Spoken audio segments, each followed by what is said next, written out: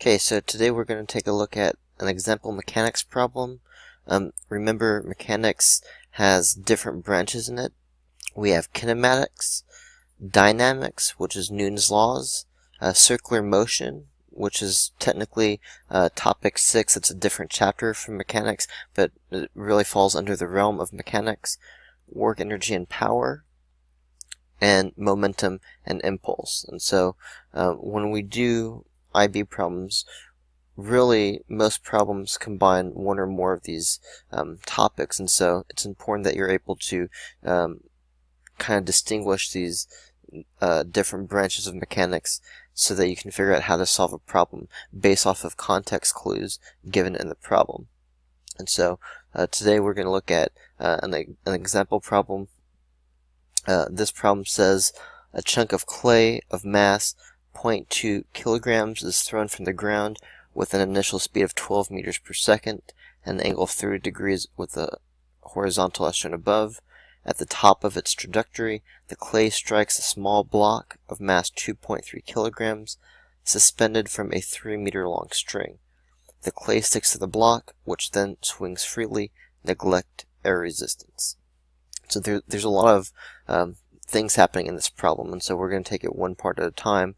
Starting with the first question that says calculate the horizontal distance d between the launching point of the clay and a point on the floor directly below the initial position of the block.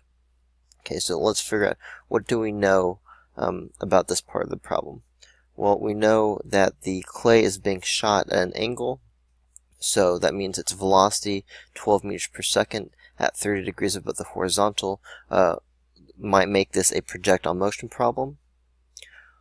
We also know that it's at the top of its trajectory that the clay strikes the block, and we want to know how far does the chunk of clay travel horizontally from the time it's launched to the time it hits the block.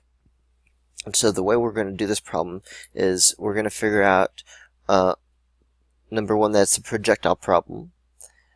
This part of the problem is a projectile problem. From the time it's shot to the time it hits something is a projectile problem. Now the collision itself, based off of the context clue that there is going to be a collision, and then we can see in the picture that the clay is going to stick to the block. Later on we might have a momentum problem because we have a collision problem. But for now, let's just think of this as a projectile problem. We want to know the horizontal distance d as shown in the picture. And so the first thing that we need to do is figure out what does the x motion and the y motion of the chunk of clay look like. And so going back to when we talked about projectile motion, we have basically two types of motion.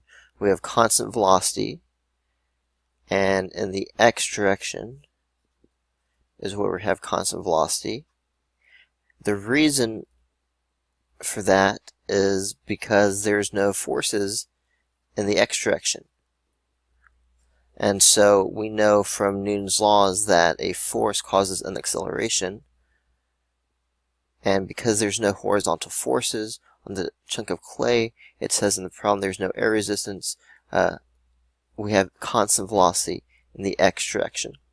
And so what that means is that the x displacement, which is basically d that we're being asked to find, is equal to, because this is constant velocity, is equal to the x velocity. I'm going to call that ux. This is the x velocity of the block of clay times the time over which it travels. Alright, now in the problem we're given that u, the initial velocity, is 12 meters per second at 30 degrees above the horizon. So ux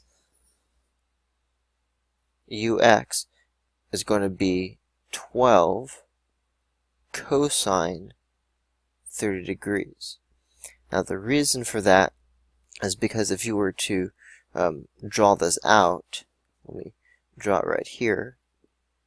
If this is 12 meters per second, if that's u, then the part of u going in this direction is going to be the adjacent side of this triangle.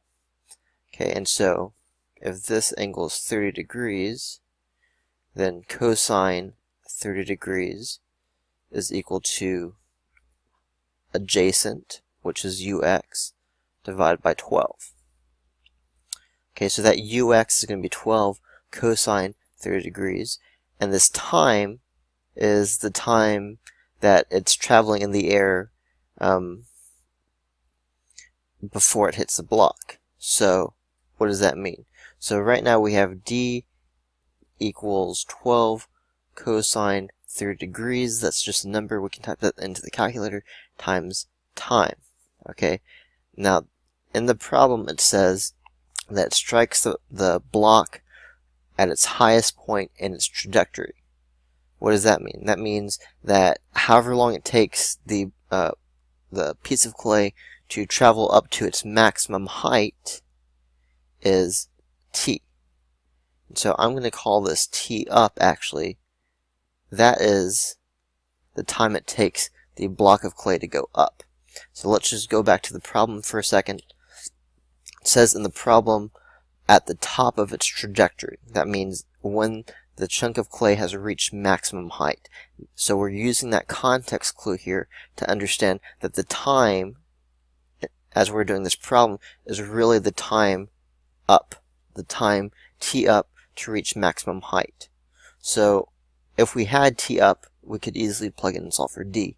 How do we find t up? So now we need to look, how long does it take to go up? And up is in the y direction.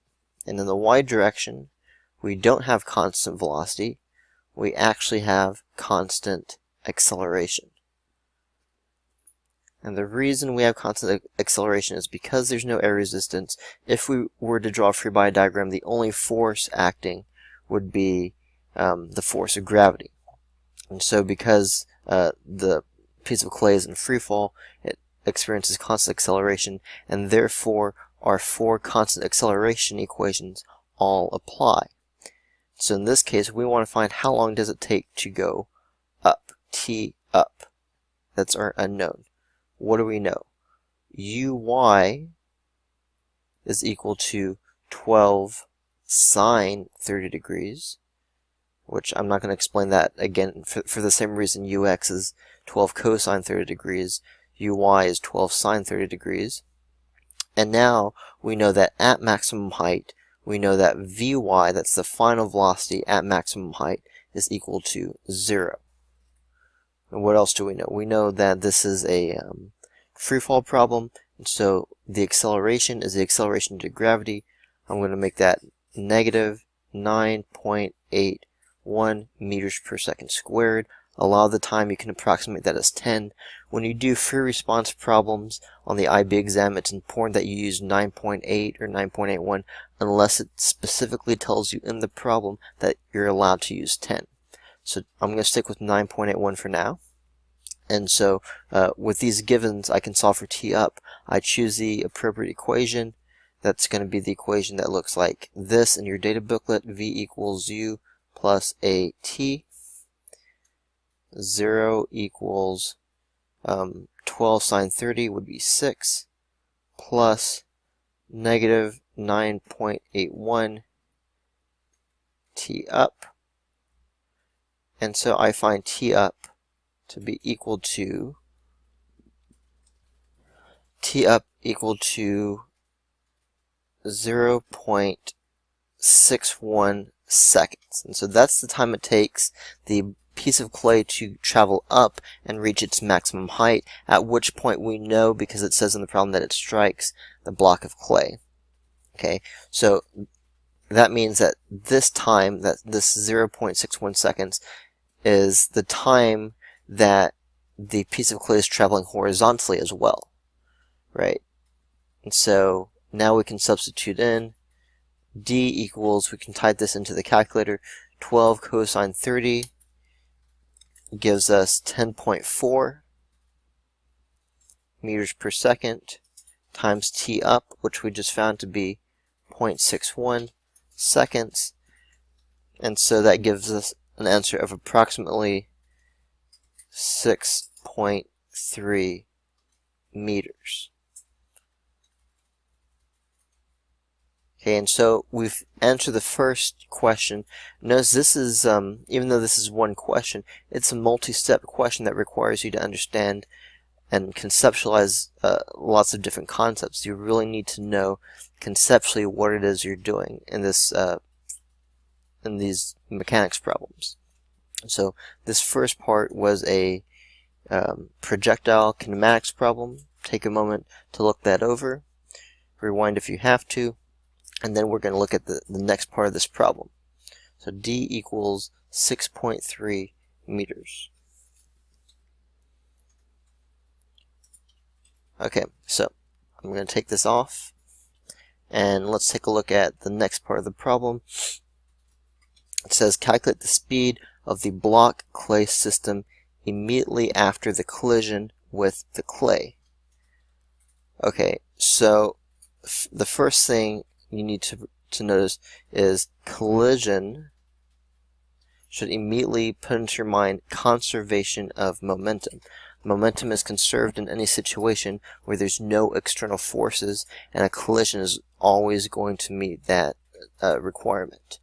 So calculate the speed of the block clay system immediately after the collision. So we're looking for V prime. Based off the picture, we can even identify that this is going to be a perfectly inelastic collision because the two objects combine their masses after the collision. And so let's write some of this down. We know that momentum is being conserved. Conservation momentum for two objects. This is a two-object problem, right? You've got the piece of clay and you've got the block that it hits. And so in that situation, we can say M1 V1, that's the momentum of object 1 before the collision, plus M2 V2, that's the momentum of object 2 before the collision. Remember, before the collision, no prime. After the collision, because they combine their mass, we're going to say they have the same velocity after the collision, and that velocity we're going to call V prime. And so based off what the question is asking, we want to find out what is V prime. So what do we need to know first? Well, we need to know M1, V1, M2, and V2, so we can solve for V prime. So let's write down some of our givens. M1, let's say M1 is the mass of the piece of clay. And so in the problem, the mass of the piece of clay is 0.2 kilograms. The mass of the block is 2.3 kilograms. So let's say M1 is equal to 0.2 kilograms. M2 is equal to 2.3 kilograms. So that's M1 and M2. V1, we'll come back to in just a second. And V2, well, before the collision, the block is just hanging there motionless, right? And so V2 is going to be 0. Now the question is, can we figure out conceptually what is V1 supposed to be? So let's go back and take a look at this picture again. V1, in this instance, right here, how fast is a piece of clay moving right before it hits the block? Okay, what kind of motion is that? Well, we know the piece of clay is at the top of its trajectory at that point, and so based off of knowing that and based off of the picture, we can conclude that the velocity of the piece of clay at the highest point in its trajectory is completely horizontal. In other words, the y component of velocity is 0 right here, right before it hits the block.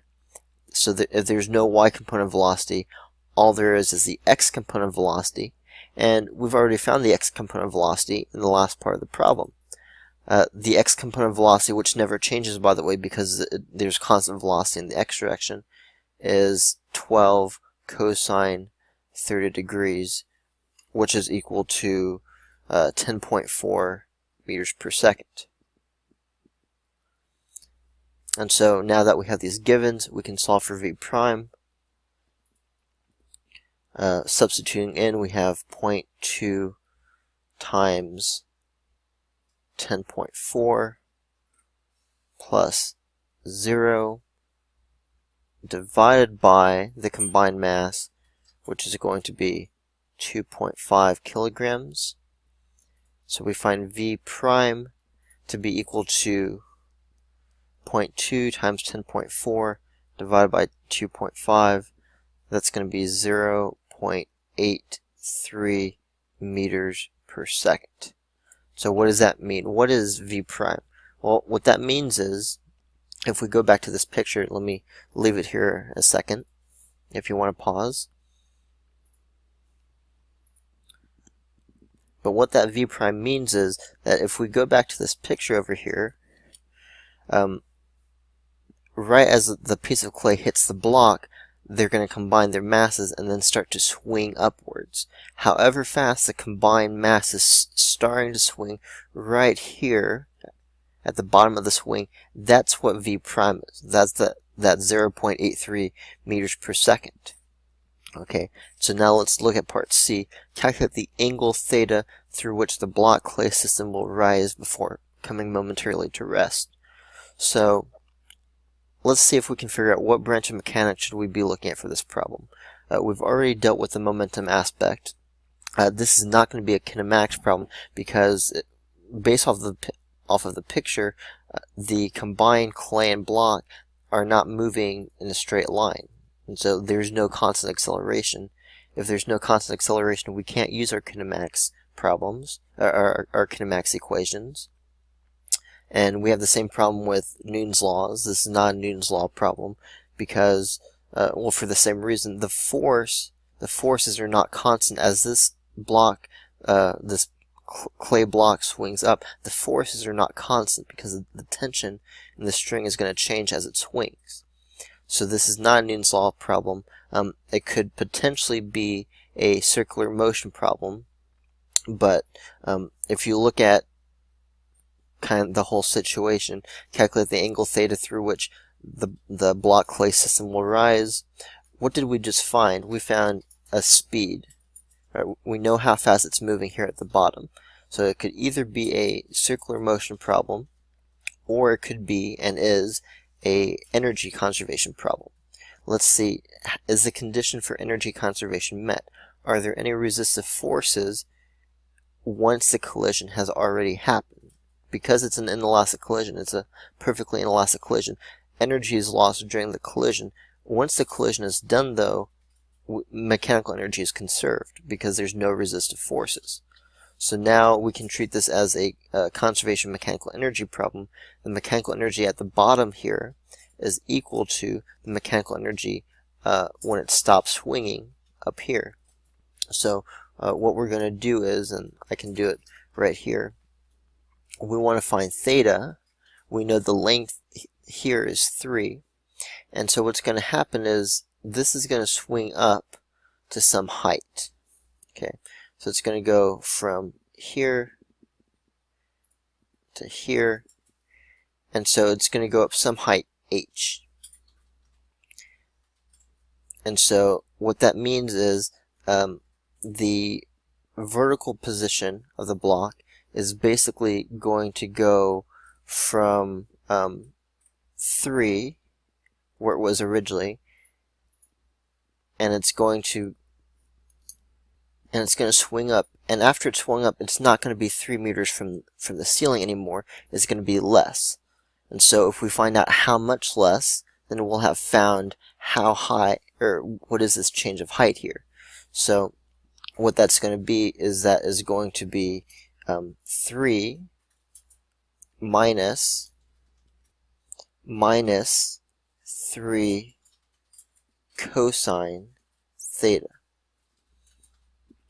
Okay, the reason for that is once the combination gets here, this dotted line still has to be 3 meters. Why does that still have to be 3 meters? Well, because the string is 3 meters long, right? So the distance from the ceiling to the block has to stay at 3 meters. So now what we have is that this height is no longer 3 meters, right? This is actually the adjacent side of this new triangle that we've drawn. And so we can write cosine theta equals this new height, which we don't know. Let's say new height divided by 3. And so that new height is going to be 3 cosine theta. So the block ends up going up a certain height. How much higher is it now than when it started with? That's 3 minus 3 cosine theta. Okay, and just to check, let's say it hasn't swung up at all yet. That means theta is 0. Cosine of 0 is 1. 3 times 1 is 3. And so we get the height difference. Let's call this whole thing delta h, is 0. So that should make sense, right? Before it swings up, there is no height difference. As theta increases, there is more of a height difference. Okay, so, well, what does that get us? Okay, so let's go back to the concept of conservation of energy. We know that there is initially kinetic energy after the collision, and we can calculate how much that is, because we know that the kinetic energy, let's say this is point A, kinetic energy at A is equal to 1/2 times the combined mass times the speed at A squared. Now what is the speed at A? We already found that. That is 0.83 meters per second. Right? We found that in the last question. And so the kinetic energy is going to be approximately equal to 0.87 joules at A. What happens to that kinetic energy? Well, it gets converted into gravitational potential energy. What does that mean? That means that this combination gains height from its kinetic energy that it had to start with. How much height does it gain? Well, it gains however much height that this 0.87 joules will allow it to gain. So this 0.87 joules, based off of conservation of energy, is finally going to end up as gravitational potential energy. And the equation for gravitational potential energy, let me just erase this. And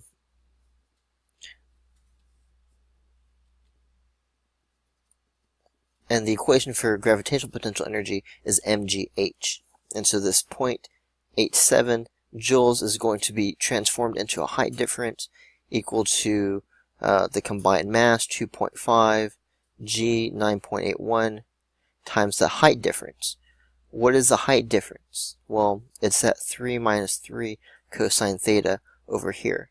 Okay, so I need to put this 3 minus 3 cosine theta in right here. I'm going to run out of space, so actually why don't I just write it like this. 0.87 equals 2.5 times 9.81 times, I can factor 3 out, 3 times 1 minus cosine theta. Okay, and this looks really nasty. It's really not as bad as it looks because we can simplify most of this into the calculator. Let me do 2.5 times 9.81 times 3. Okay, and so what I get is 0.87 equals 773.58 times 1 minus cosine theta. And I can divide this on both sides and basically use the magic of algebra to get cosine theta by itself, right? And so what I end up getting is cosine theta is equal to, I'm going to do 0.87 divided by 73.58. And then I'm going to do 1 minus that. And I'm going to get cosine theta is equal to 0.98818. And so theta is going to be the inverse cosine of this.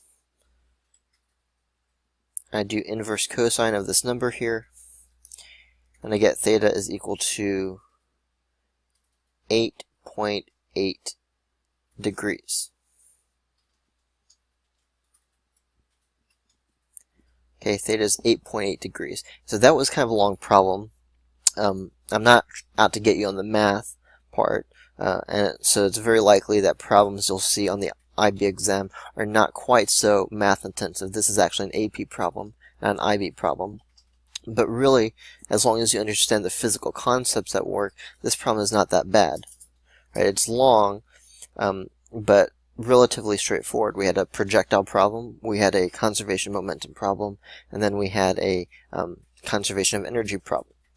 And so even though the algebra involved was kind of a lot to deal with, ultimately the physics behind it is pretty straightforward.